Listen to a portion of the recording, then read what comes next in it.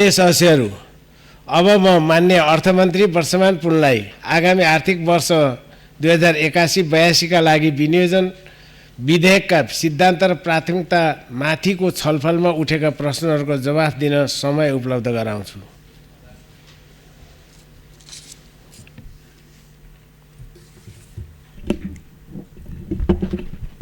सम्माननीय अध्यक्ष महोदय,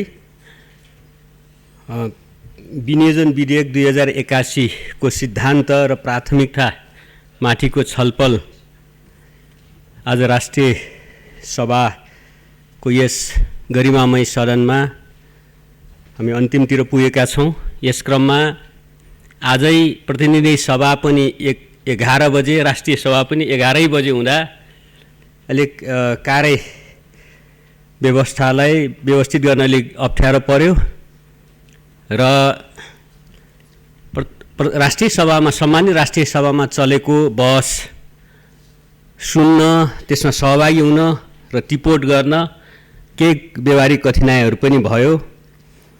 म प्रतिनिधि सभातिर थिएँ, त्यहाँ म यता आउँदै गर्दा त्यहाँ बोल्ने मान्य सदस्यले मन्त्रीको खोजी भइसकेपछि फेरि फर्केर बाटोबाटै फर्केर म चाहिँ फेरि त्यहाँ सहभागी भएर आएँ। अहिले पनि त्यहाँ हाउस चलिरहेको छ। आगामी दिनमा निश्चय पनि सङ्घीय संसद सचिवालयले यस प्रकारको तालिकालाई व्यवस्थित गर्ने, समन्वय गर्ने नै छ भन्ने मेरो विश्वास छ। सम्माननीय अध्यक्ष महोदय, विनियोजन विधेयक 2081 को सिद्धान्त र प्राथमिकतामाथिको छलफलमा भाग लिई आफ्नो अमूल्य विचारसहित सुझाव राख्नुहुने सबै माननीय सदस्यहरूलाई सम्माननीय अध्यक्ष मार्फत हार्दिक धन्यवाद तथा आभार व्यक्त गर्दछु।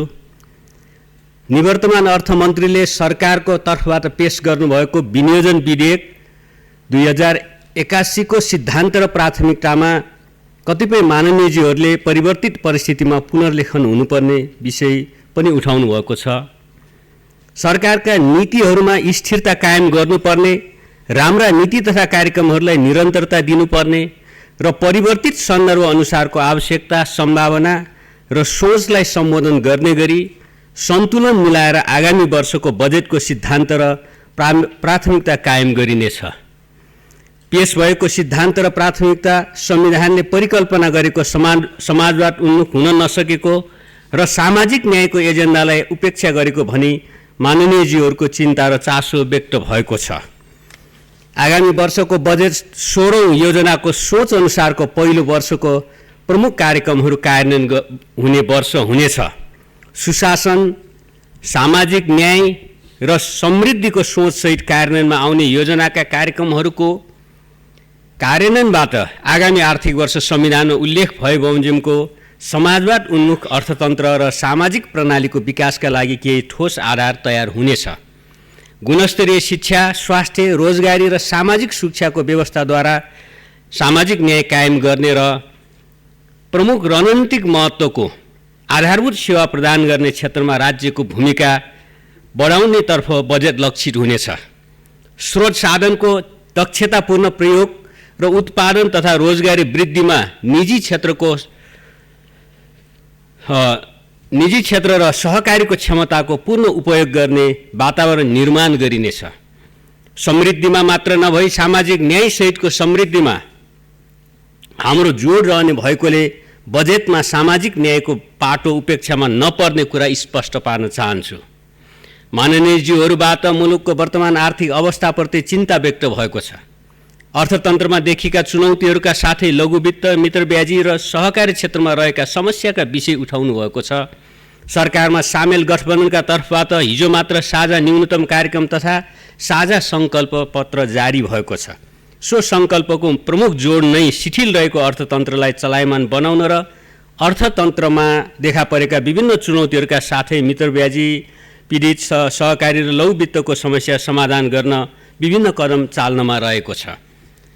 आगामी आर्थिक वर्षको बजेट उक्त सङ्कल्प पत्रको कार्यान्वयनमा केन्द्रित रहने भएकोले यसबाट अर्थतन्त्रले नयाँ गति लिने र हाल देखा परेका समस्याहरू समाधान हुने विश्वास दिलाउन चाहन्छु। मित्रब्याजी, सहकारी र लघुवित्त सम्बन्धी समस्या समाधान गर्न हालै मात्र विभिन्न कदम चालिएको र त्यसको नतिजा सकारात्मक देखेको कुरा माननीयजीहरूलाई अवगत गराउन चाहन्छु। उत्पादन र उत्पादकत्व वृद्धिमा जोड दिई हाल व्याप्त बेरोजगारी र युवाहरूको बढ्दो पलायनको विषयमा समेत यहाँहरूले सरकारको ध्यानाकर्षण गराउनु भएको छ। अर्थतन्त्रमा हाल देखा परेका विभिन्न समस्याहरूको प्रमुख जरा नै मुलुकभित्र उत्पादन र रोजगारी पर्याप्त मात्रामा नबढ्नु हो। यसको फलस्वरूप ठुलो मात्रामा वस्तु आयात गर्नु परेको र युवाहरू रोजगारीका लागि विदेश पलायन हुनु परेको अवस्था छ। यस कुरालाई मनन गरी आगामी आर्थिक वर्ष उत्पादन र रोजगारी बढाउने साथै ठुलो मात्रामा युवाहरूलाई परिचालन गर्ने कार्यक्रमहरू कार्यान्वयनमा ल्याइनेछ। यसका लागि अहिले नै कार्यक्रम डिजाइन गर्ने कार्य सुरु गरिसकिएको छ। माननीयजीहरूबाट संसदमा दिइएका सुझावहरू बजेटमा समावेश हुने कुरामा आशंका व्यक्त भएको छ। विगतका विनियोजन सन्तुलित हुन नसकेको, प्राथमिकताहरूको सही पहिचान हुन नसकेको, पुँजीगत खर्चमा सुधार हुन नसकेको र सामाजिक ऋणको दायित्व बढ्दै गएको लगायतका विषय उठेका छन्। विगतमा बजेटका सिद्धान्त र प्राथमिकता, सरकारको नीति तथा कार्यक्रम र बजेट उप छलफलका लागि पर्याप्त समय उपलब्ध नहुने र संसदबाट प्राप्त सुझावहरूलाई बजेटमा समावेश नगर्ने अभ्यास रहेको थियो। सम्माननीय प्रधानमन्त्रीले गत वर्ष संसदमा व्यक्त गर्नुभएको प्रतिबद्धता अनुसार कानुनमा संशोधन गरी संसदमा छलफलका लागि पर्याप्त समय प्राप्त हुने व्यवस्था गरी नयाँ बजेट क्यालेन्डर निर्माण गरिएको छ भने त्यसै अनुरूप आगामी वर्षको बजेट आउनुभन्दा अगावै गत फागुन 14 गते संसदमा आगामी वर्षको विनियोजन विधेयकको सिद्धान्त तथा प्राथमिकता पेश भएको छ। यो हाम्रो बजेट निर्माणको इतिहासमा निकै ठुलो परिवर्तन हो। यसै अनुरूप बजेटको प्रस्तुति र छलफलपछि संसदबाट प्राप्त सुझावहरूलाई यथोचित रूपमा बजेटमा समावेश गर्ने प्रतिबद्धता व्यक्त गर्दछु। अर्थतन्त्र शिथिल बन्नुका विभिन्न कारणहरूमध्ये पुँजीगत खर्चतर्फ कम रकम विनियोजन हुनु र विनियोजित गरिएको सीमित बजेट पनि खर्च नहुनु एक रहेको छ। पुँजीगत खर्च क्षमता वृद्धि गर्नका लागि केही विधिगत र संरचनागत सुधारका कार्य अघि बढाउन लागिएकोले आगामी वर्ष पुँजीगत खर्च उल्लेखनीय रूपमा बढ्ने विश्वास छ। 16औं योजनाले तोके बमोजिमका प्राथमिकताका क्षेत्रमा बजेट केन्द्रित हुने र मानव सूचकाङ्कमा पछि परेका क्षेत्र र वर्गको उत्थानको विषयलाई सम्बोधन गरिने भएकाले आगामी वर्षको बजेट प्राथमिकता निर्धारण र सन्तुलित विकासको दृष्टिकोणबाट समेत विशेष हुनेछ। कृषिको आधुनिकीकरण र व्यवसायीकरण, रासायनिक मल कारखाना, प्राङ्गारिक मल, हरित मल तथा उन्नतशील बिउको व्यवस्था, सिँचाइ सुविधा, जमिनको खण्डीकरण रोकी चक्लाबन्दी खेतीलाई प्रोत्साहन, आधुनिक प्रविधि र औजार, बजारको सुनिश्चितता र कृषिमा आधारित उद्योगको निर्माण गर्नुपर्ने विषय उठेका छन्। कृषिको आधुनिकीकरण र व्यवसायीकरण गर्न हालसम्म विभिन्न कार्यक्रमहरू कार्यान्वयन गरिएको भए तापनि यस क्षेत्रमा अपेक्षा गरिएको नतिजा प्राप्त हुन सकेको छैन। यस सन्दर्भमा लगानी अनुसारको प्रतिफल प्राप्त नहुने कार्यक्रमहरूलाई खारेज गर्ने वा पुनर्संरचना गर्ने र नयाँ मोडलका कार्यक्रमहरू सुरु गर्ने कार्य गरिनेछ। सामूहिक प्रणालीमा जग्गाको एकीकरण, बाँझो जमिनको प्रयोग र चक्लाबन्दी गरी ठुलो स्केलका व्यावसायिक कृषि फर्म, पशु फर्म र जडीबुटी फार्महरू स्थापना गरिनेछ। सङ्घीय स्तरबाट मल, उन्नत जातका बिउ बिजन, प्राविधिक जनशक्ति र सेवा उपलब्ध गराउन जोड दिइनेछ। सिँचाइतर्फ निर्माणाधीन सिँचाइ आयोजनाहरू सम्पन्न गर्न र तराईमा भूमिगत तथा पहाडमा लिफ्ट सिँचाइको व्यवस्था गर्न जोड दिइनेछ। कृषिको उत्पादकत्व र उत्पादन वृद्धि बढेसँगै कृषिमा आधारित उद्योगहरूको विकास र विस्तारको कार्य अघि बढाइनेछ। ग्लोबल वार्मिङका कारण हिमालका हिउँ घट्दै गएको र चुरे क्षेत्रको वन विनाश भएको कारण तराई क्षेत्रको पानीको सतह घट्दै गएको विषय पनि उठेको छ। नेपालले ग्लोबल वार्मिङबाट विश्वभर परेको असर र खास गरी नेपालका हिमाल र हिमतालहरूमा परेको असरबारेमा विश्व मञ्चमा प्रखर रूपमा आवाज उठाएको छ र बढी कार्बन उत्सर्जन गर्ने मुलुकहरूले हरित वित्त अविलम्ब उपलब्ध गराउन आह्वान पनि गरेको छ। आगामी आर्थिक वर्षमा 16औं योजनाले वातावरण संरक्षणका लागि तय गरेका विशेष कार्यक्रमहरू कार्यान्वयन गरिनेछ। यसबाट चुरे विनाश रोक्ने र पुनर्भरणबाट पानीको सतह घट्न नदिने कार्य अघि बढ्नेछ। प्राकृतिक स्रोत साधनको विवेकशील उपयोगको कार्यक्रमहरू अघि बढाउँदा पनि पानीको सतहको पुनर्भरणलाई ध्यानमा राखिनेछ।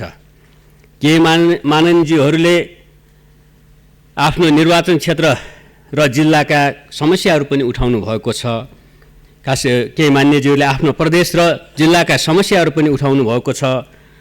सम्माननीय अध्यक्ष महोदय, भर्खरै भएको नयाँ सत्ता समीकरणमा संलग्न राजनीतिक दलका तर्फबाट न्यूनतम नीतिगत प्राथमिकता र साझा सङ्कल्प तयार भइसकेको छ, सार्वजनिक पनि भइसकेको छ। सर्वप्रथम जनताको तीव्र विकासको चाहना पुरा गर्दै समृद्धिको यात्रालाई गति दिन सरकारले पुरा ध्यान दिने प्रतिबद्धता व्यक्त गर्दछु। माननीयज्यूहरूबाट उठाएका विषयहरूप्रति सरकार संवेदनशील छ। व्यक्त भएका सुझावहरूलाई बजेट निर्माण गर्दा आवश्यक पृष्ठपोषणको रूपमा लिइनेछ। सो आधारमा सरकारको नीति तथा कार्यक्रम र बजेट तर्जुमा गरिनेछ।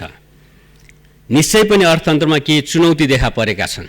उत्पादनदेखि उपभोगसम्म र लगानीदेखि व्यापारसम्म देखिएको शिथिलता हटाउन नीतिगत सुधार गर्दै आर्थिक क्रियाकलापलाई तीव्रता दिन र निजी क्षेत्रलाई विश्वासमा लिई अगाडि बढ्न सरकार प्रतिबद्ध छ।